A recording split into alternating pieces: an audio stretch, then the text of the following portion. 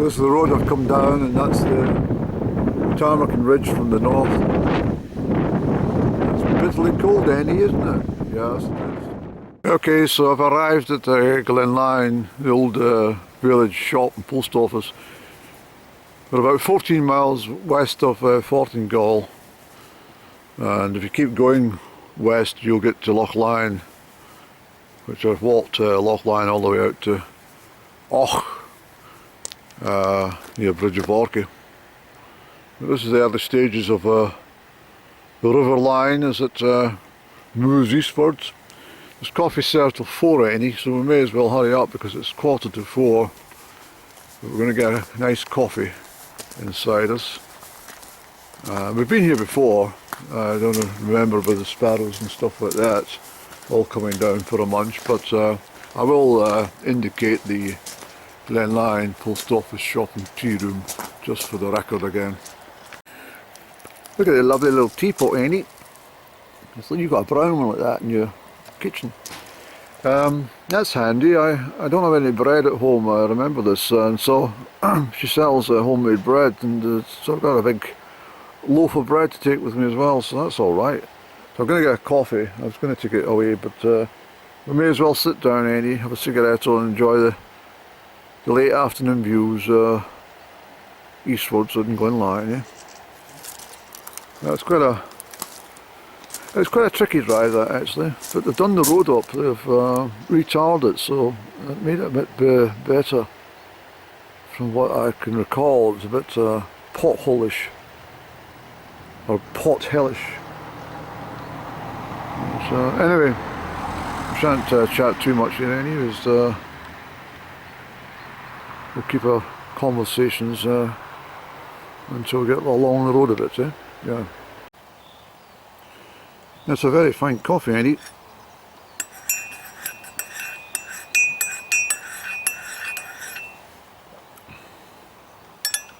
Very fine coffee indeed. Of course, I was just thinking, I'm looking down there, that you don't see many old people going about nowadays, do you? Not really. When I was growing up, there's always old people wandering around. And you don't see them at all. I don't know what's happened. There's always some old biddy carrying their groceries, or a gentleman out with his walking stick for a stroll. Maybe they're together, or even a couple of women or 3 women together standing chatting. In fact, I think it was Billy Connolly that said that 3 women who stand and chat together will chat for hours and hours because they're so scared that once one of them leaves the company, the other 2 will, talk endlessly about them. But no,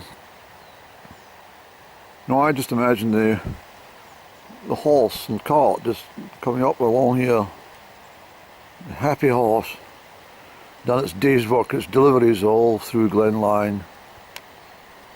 Eggs and milk and stuff like that, and chap coming, maybe even some bags of coal or something like that from the shop,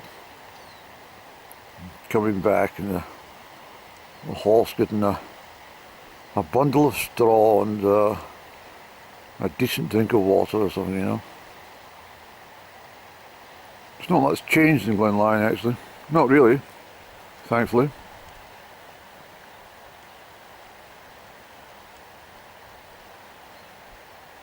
It's very far out from everywhere, though. It's a long, long way to get to Glenlyon, to be perfectly honest.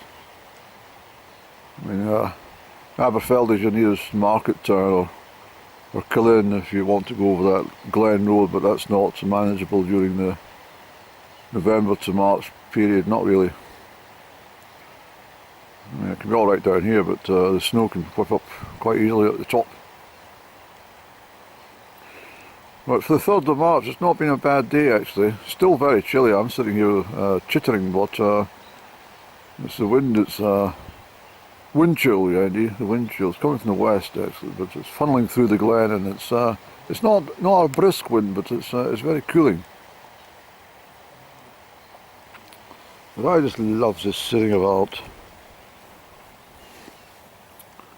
Yes.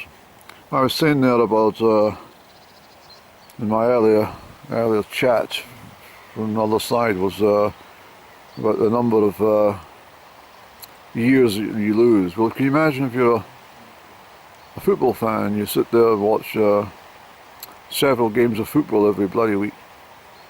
You count up those hours in even a 10-year period, it's a sizable amount of your life just spent sitting gawking at bloody 22 people on the pitch.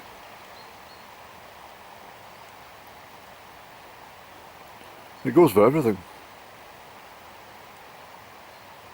I'd hate to think, I must do a quick calculation when I get home, but can you imagine EastEnders came out, I think it was 1985 it first appeared on the screens, and I mean, that's bloody 40 years ago. Can you imagine how many people watched every bloody episode of EastEnders since it came on the screen? I mean, apart from the brains being mince, turning to sludge. I mean, quite simply, the astronomical amount of their life that's been wasted sitting there. They could have learned to play the bloody piano, or could have learned to read Hebrew or Japanese or something, speak fluent Mandarin or anything.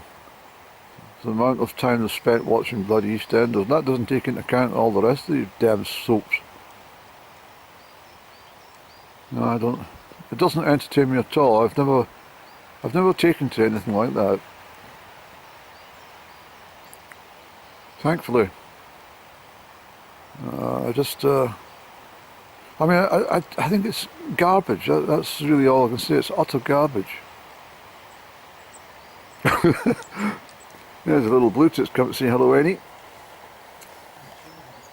Oh, incidentally, Bobo's not speaking to me. There was a situation about the cheese one day. I didn't go to the shop, and he went 24 hours, almost 36 hours without any cheese. And he took the huff, and he's not come back. I think he's in the garden, but he's not speaking. It's quite sad, but that I said to her, I says, well, thank you very much for all what I've done for you. Yeah, Mr. Chaffins came to say hello. Maybe he's going to make up for it all. Hello, sir. What's all the noise about? Eh? Is this a call for spring, is it? Or are you a friend of Bobo's from the garden? Yes. Well, you tell him that it's very rude of him. Very rude indeed. Giving all that cheese and not saying at the end of the winter, thanks very much, Andy, I wouldn't survive without you. Mr. Blackbird has. He's come down, he said to me yesterday morning, he says, I'm very, very grateful for all that oatmeal, Annie. He says, I really struggled in some of those frosty days to get something to nibble upon. We had a bit of a chat. I was on the doorstep, he was sitting on top of the garden shed. And he made it very clear that he would sing me a delightful melody some evening in May. From the top of the tree, he would sing, from the top of the round tree, he would sing a long-hearted song in praise of all the oatmeal that I gave him. And the cheese.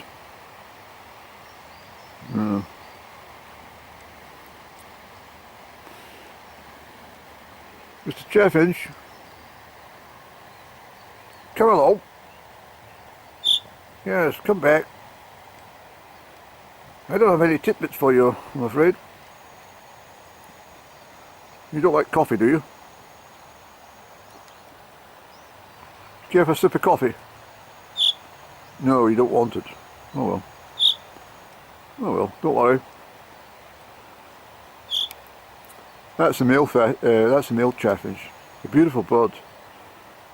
That's the one that I took home when I was about 9 or 10 years old and put it in a box beside my bed full of sawdust and looked after him. But he sadly died. Yes, he died. I was very heartbroken. He's buried in my family garden. Yeah, so put them in a shoebox and put them in the garden. It'll be a proper burial, if it better for it. But anyway,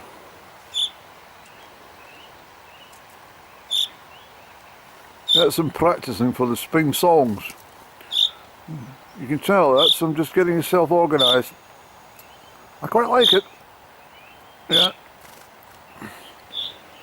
Yeah, it's Chaffing's got a lovely, lovely sounding. I mean, that's really, you know, when spring's arrive, when the Chaffing goes into full song.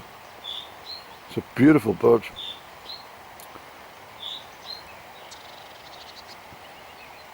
But anyway, I better go in and get my bread. I might ask her if she's got any marmalade. I've not got any marmalade. I haven't had marmalade for a long time. But I might say to her, you got any marmalade in this store? Well, stick that in the bag, will you? I fancy some buttered toast in the morning with some marmalade. So I do like marmalade. It's very expensive nowadays. Everything's so damn expensive. It's actually ruining people's lives. I mean, the time you buy the bloody bread and then your butter's about the same price as gold. And then when you get marmalade, I mean, a slice of toast with butter and marmalade costs about £20 these days.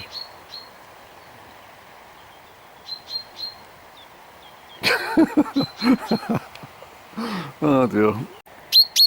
He's come back for an encore. Yeah, you keep that up.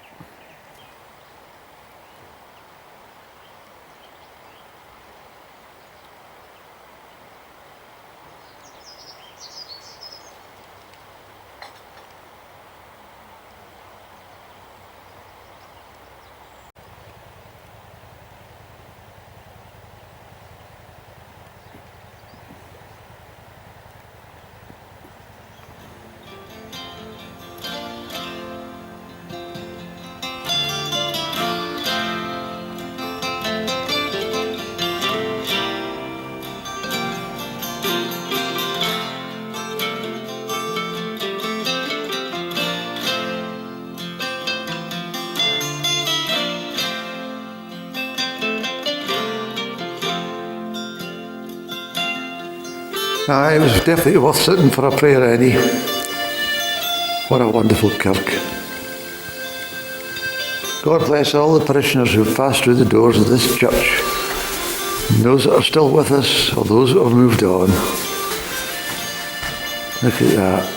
Isn't that gorgeous, Annie? To the glory of God, in memory of Ernest Wills, the Bart of the local estate. It says here, this bell, known as St. Adamn's Bell, can be dated back to 800 Anno Domini. For centuries it lay in the churchyard of St. Brandon's Chapel, Glen Lyon, but now finds a fitting sanctuary here. I don't think that's the bell, Andy. I don't think so, no. So maybe the bell's not here anymore, I don't know. It looks like it's been taken away. A good chance it's probably ended up in bloody some museum, but anyway, that's interesting, because that ties in with something else that I read elsewhere. Yes, God has spoken to us, Annie, after prayer. Look at the light He's produced. He smiled upon Glen Lyon. Look at the lovely light. Isn't that gorgeous, Annie? Look at this old sheep thinking, what the story is this, Andrew? We don't know each other, but I think you could be a good friend of mine. Yes? Behave yourself. I'll see you at Aberfeldy show. Isn't the light stunning? You might not get it in the camera, but it's absolutely beautiful. Such a soft, like a watercolour. It really is something else. I don't know why so many people deny the existence of God. His artistry is everywhere. Absolutely everywhere, Annie. I mean, this is just a short distance through Glenlyon, and look at all the different things. It's not just the fact that the sunshine on the slopes, it's the way everything all falls into place in this constant cycle. I look up to Ben Lawes at the back. Every single leaf on every single one of those trees has all been accounted for by God in his big book. And every blade of grass has already been decided.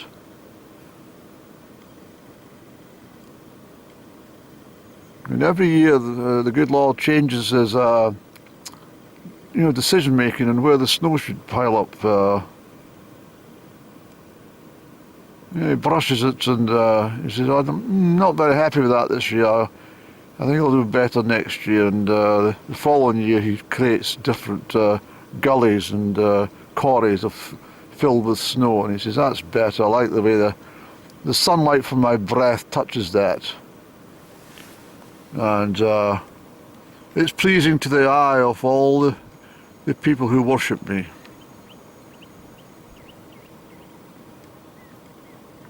I really don't understand it at all, that people just want to deny the existence of it all and take a chance with what might come after for them.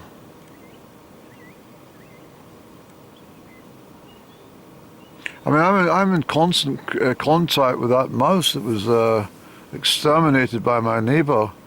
Every night I go to my bed, that mouse is right in the front of my mind, communicating with me to say, I had an unsavoury end, but it was not your fault, Annie. I know this. And I do thank you for all you did over the winter for me. I mean, I was so close to this little mouse, I used to be able to just go like that to his little white belly, where the fur was. I'd go like that to it, and then he would step back and say, stop tickling me. And I really, really, really miss that mouse, you know that. But I won't dwell and be sad. It's just too beautiful to have any sadness at all.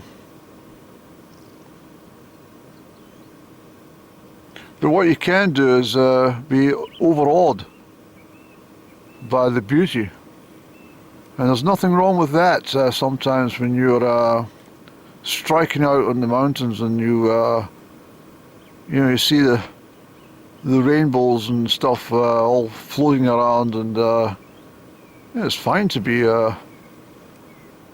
almost to the point of tears of joy that you were there at that given time, and it was all predestined that you should be there to see it. And this is how you know when God speaks to you. I'm not saying that every person that ventures out onto the mountains are in close contact with God, but those of us who car passing, Annie. Those of us who have been well, how do I put this? I think ever since I was born, I've known about God. I've always been part of it, and a greater understanding of something well beyond any of our imaginations. And when you catch a glimpse of it, when the good Lord allows you just a a little glimpse through the veil. It's absolutely amazing.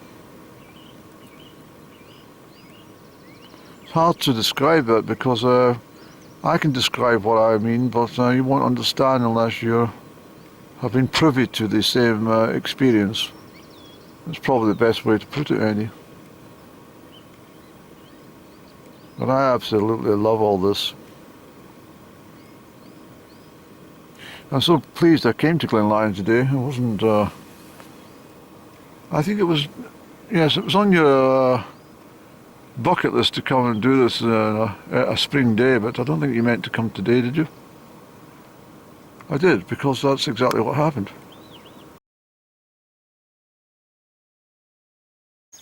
I can't believe it. It's the 4th of March and Bobo's back with his partner. It's definitely Bobo. He spoke to me. Oh, that's lovely. He's come back.